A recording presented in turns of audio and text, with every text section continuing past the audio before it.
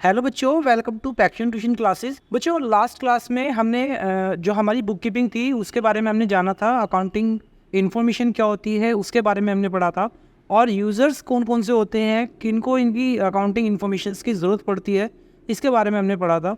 अगर अभी तक आपने वो क्लास नहीं देखी है तो डिस्क्रिप्शन में उसका लिंक है, वहाँ से जाके आप उस क्लास को देख लीजिए। आज जो हमारा टॉपिक रहने वाला है वो है चैप्टर नंबर 1 का पार्ट 4, जो कि लास्ट पार्ट रहने वाला है। तो चलिए शुरू करते हैं अपने आज लास्ट क्लास को। आज हमारी जो क्लास है उसमें हम पढ़ने वाले हैं कि अकाउंटिंग क्या होती है, अकाउंटिंग आर्ट है या अकाउंटिंग साइंस है।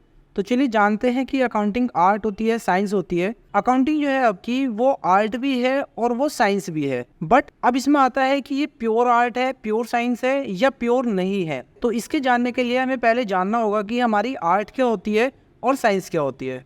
तो अगर मैं आर्ट की बात करूँ तो आर्ट क्या होती है, एक टेक्निक होती है प्री डिटरमाइंड ऑब्जेक्टिव्स को अचीव करने के लिए। यहाँ पर हम क्या करते हैं, हम अपनी स्किल्स को, क्रिएटिविटी को यूज़ करते हैं और जो हमारा एंड रिजल्ट होता है उसको हम अचीव करते हैं।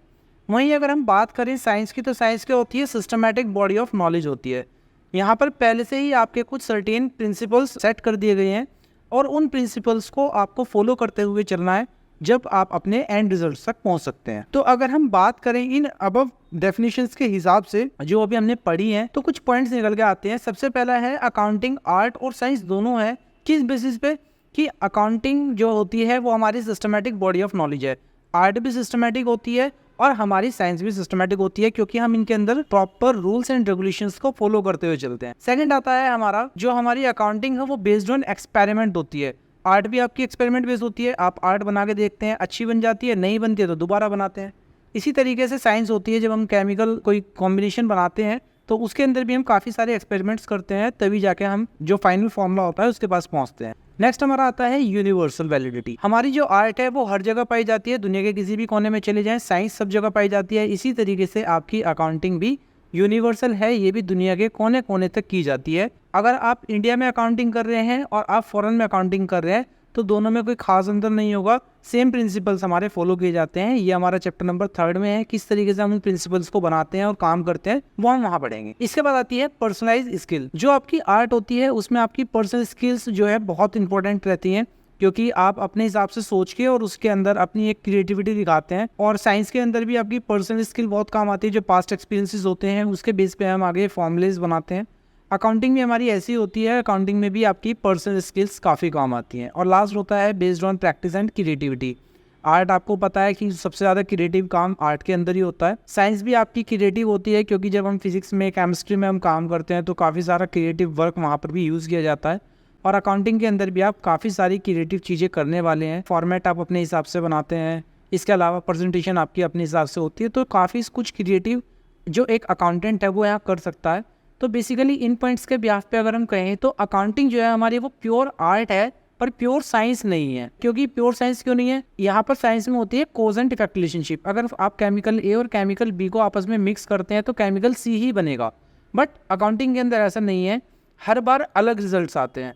तो जो हमारी अकाउंटिंग है वो प्योर आर्ट है, प्योर साइंस नहीं है। अभी तक अगर दोस्तों आपने चैनल को सब्सक्राइब नहीं किया है तो चैनल को सब्सक्राइब कर लीजिए, क्योंकि यहीं पर आपको मिलने वाली है कंप्लीट क्लासेस PDF नोट्स के साथ में, और साथ में आपको मिलने वाले हैं डाउट क्लियरिंग लाइव सेशंस, जहां पर आप अपनी सारी क्वेरीज को कर सकते हैं क्लियर। नेक्स्ट हमारा आता है सिस्टम ऑफ अकाउंटिंग, कि अकाउंटिंग के ऐसे कौन कौन से सिस्टम है जिनके द्वारा अकाउंटिंग की जाती है। तो बेसिकली 2 टाइप्स के हमारे सिस्टम है।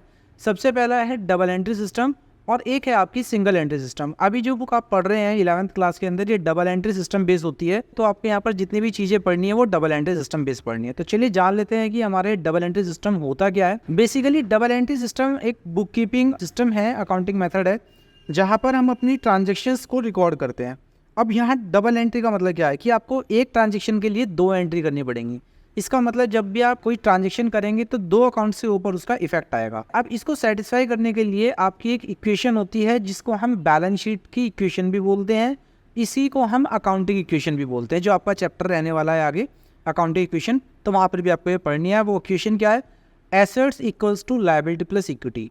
अगर आपकी सारी एसेट्स को एक जगह जोड़ दिया जाए तो वो बराबर होंगी आपकी टोटल लायबिलिटीज और इक्विटी के। बात करते हैं अगर हमारी डबल एंट्री सिस्टम की हम बात करें तो यहाँ पर क्या होता है कि टी शेप अकाउंट बनते हैं, या आप आगे बनाओगे, और बेसिकली यहाँ पर आपके लेजर्स क्रिएट किए जाते हैं डबल एंट्री सिस्टम के द्वारा। तो डबल एंट्री सिस्टम जो है वो ड्यूल एस्पेक्ट प्रिंसिपल को फॉलो करता है, जहाँ पर आपकी 2 एंट्री इफेक्ट डालती हैं जब भी कोई पर्टिकुलर ट्रांजेक्शन होती है। तो जो 2 इफेक्ट मैं आपको बार बार बोल रहा हूँ उसमें पहला होता है कि एक साइड को आप डेबिट करेंगे और दूसरी साइड को आप क्रेडिट करेंगे। और ये आप ध्यान रखिएगा कि ये जो डेबिट और क्रेडिट आप दोनों कर रहे हैं, इनकी दोनों साइड आपकी इक्वल होनी चाहिए।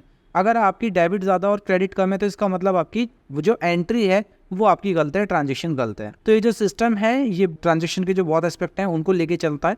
यहाँ पर आप दोनों साइड को लेके चलेंगे, डेबिट को भी और क्रेडिट को भी। अगर मैं बात करूँ इसके फीचर्स की, तो डबल एंट्री सिस्टम सबसे पहले तो आपको एक कंप्लीट रिकॉर्ड जो आपकी ट्रांजेक्शन का है उसको मेंटेन करने में हेल्प करेगा। दूसरा, यहाँ पर 2 फोल्ड एस्पेक्ट्स होते हैं। इसका मतलब जब कोई एक पार्टी किसी को सामान देती है तो दूसरी पार्टी उस सामान को लेती है। तो बिजनेस के अंदर जब हम कोई सेल करते हैं तो आप सेल कर रहे हैं तो आपकी तरफ से सामान जाएगा और उसकी साइड से जिसको आप दे रहे हैं उसकी साइड से कैश आएगा। तो यहाँ पर 2 एंट्री है, एक तो सेल की है और एक कैश की है। तो हमेशा 2 साइड आपकी रहने वाली हैं और वो जो 2 साइड होंगी वो 2 एस्पेक्ट्स में डिवाइड होती हैं, डेबिट और क्रेडिट। एक को आप डेबिट करेंगे और दूसरे को आप क्या करेंगे, क्रेडिट करेंगे। डेबिट जो होता है वो हमेशा बराबर होगा आपके क्रेडिट के, ये चीज़ आपको ध्यान रखनी है। कभी भी डेबिट और क्रेडिट अनइक्वल नहीं हो सकते, ये हमेशा इक्वल रहेंगे। अगर मैं बात करूं डबल एंट्री सिस्टम को यूज़ करने के एडवांटेजेस की, तो उसका क्या बेनिफिट रहने वाला है। सबसे पहली चीज़ तो है ये सिस्टमैटिक सिस्टम है। इसमें सारी चीज़ें आपकी सिस्टमैटिक तरीके से चलती हैं, कहीं पर भी कोई एरर होने के चांसेस बहुत रेयर होते हैं। और अगर आप बाई चांस इसमें एरर हो भी जाती है तो हम उसको आइडेंटिफाई कर सकते हैं। सेकंड आता है कि आपकी ट्रांजेक्शन का कंप्लीट रिकॉर्ड देगी, ये मैं आपको पॉइंट अभी लास्ट उसमें समझा चुका हूँ। इसके अलावा आपकी अर्थमेटिकल एक्यूरेसी बहुत हाई रहने वाली है सिस्टम के अंदर, क्योंकि गलती होने के चांसेस ना बराबर होते हैं। ये आपको मदद करेगा आपके प्रॉफिट एंड लॉस को जानने में, प्लस आपकी जो फाइनेंशियल पोजीशन है उसको जानने में डबल एंट्री सिस्टम बहुत हेल्प करेगी। नेक्स्ट हमारा आता है कि हेल्पफुल इन डिसीजन मेकिंग। ये पॉइंट हम काफ़ी बार डिस्कस कर चुके हैं प्रीवियस क्लासेस के अंदर। अभी तक आपने वो क्लासेस नहीं देखी हैं तो डिस्क्रिप्शन में उसका लिंक है, वहाँ से जाके आप उन क्लासेस को ज़रूर देखिए। नेक्स्ट हमारा आता है कंपैरेटिव स्टडी इज़ पॉसिबल। अगर आपने अपनी डबल एंट्री सिस्टम को फॉलो किया है तो आप easily last month, last week, last year के अपने जो अकाउंट्स हैं उन अकाउंट्स के साथ अपने आज करंट के अकाउंट्स को कंपेयर कर सकते हैं।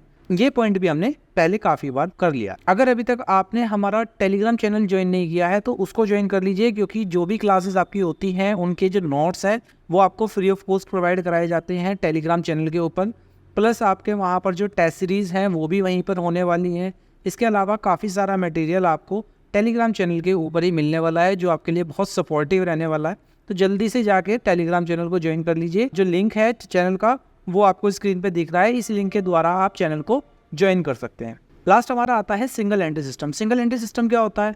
ये सिस्टम बिल्कुल सिंपल सिस्टम होता है, जैसे कि हमारा डबल एंट्री सिस्टम है कि एक डेबिट होगा, एक क्रेडिट होगा। ऐसा इसके अंदर कुछ भी नहीं है। ये बहुत सिंपल होता है, बहुत ईजी टू अंडरस्टैंड होता है। यहाँ पर हर ट्रांजेक्शन का सिर्फ एक ही इफेक्ट पड़ता है। जैसे आपने ट्रांजेक्शन रिकॉर्ड करी, वो कैश के अंदर थी तो कैश बुक के अंदर वो ट्रांजेक्शन जाएगी। अब या तो कैश रिसीव होगा या फिर वो कैश पे होगा। सिर्फ इतनी ही आपको एंट्री करनी है, आपको डबल एंट्री पे नहीं जाना। तो सिंगल एंट्री सिस्टम सिर्फ एक एंट्री करता है। अगर आपकी कोई नॉन कैश ट्रांजेक्शन है, जैसे कि आपने क्रेडिट सेल करी, क्रेडिट परचेज करी, तो इनकी जो एंट्रीज होंगी वो आपकी सब्सिडायरी बुक्स के अंदर जाएंगी, जो इनके लेजर्स रहेंगे वहाँ जाएगी।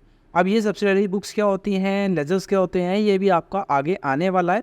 अभी जो आप पढ़ रहे हैं सिर्फ इंट्रोडक्शन है, आपको यहाँ पर मैं समझा रहा हूँ कि सिंगल एंट्री सिस्टम होता क्या है, किस तरीके से ये वर्क करता है। तो बेसिकली अगर हम बात करें तो सिंगल एंट्री सिस्टम के अंदर आपको डेबिट और क्रेडिट अलग अलग रिकॉर्ड करने की ज़रूरत नहीं है, क्योंकि ये जो डेबिट और क्रेडिट का पार्ट है ये डबल एंट्री सिस्टम के अंदर होता है। नेक्स्ट अगर मैं बात करूँ आपकी, तो टिपिकली मेंटेन की जाती है जो आपकी कैश ट्रांजेक्शन्स हैं, या फिर जो आपकी ऑनर की कैपिटल है, या फिर आपका अकाउंट पेबल है। ये जो जितनी भी ट्रांजेक्शन्स होती हैं ये 2 फोल्ड इफेक्ट के साथ होती हैं।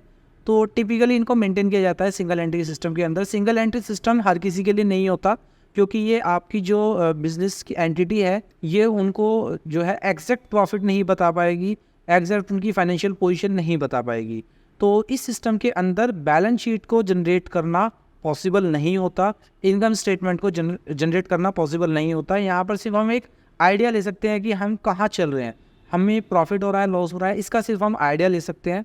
तो बेसिकली जो ये सिंगल एंट्री सिस्टम होता है इसको यूज़ करते हैं वो बिजनेसेस जो बहुत छोटे होते हैं, स्मॉल बिजनेसेस होते हैं, या फिर जो फार्मर्स वगैरह होते हैं, या फिर जो ऐसे लोग हैं जिनको डबल एंट्री सिस्टम की नीड नहीं है, वही सिंगल एंट्री सिस्टम को यूज़ करते हैं, इसके अलावा और कोई भी यूज़ नहीं करता, क्योंकि जो सिंगल एंट्री सिस्टम होता है ये आपका इतना रिलायबल नहीं है जितना आपका डबल एंट्री सिस्टम होता है।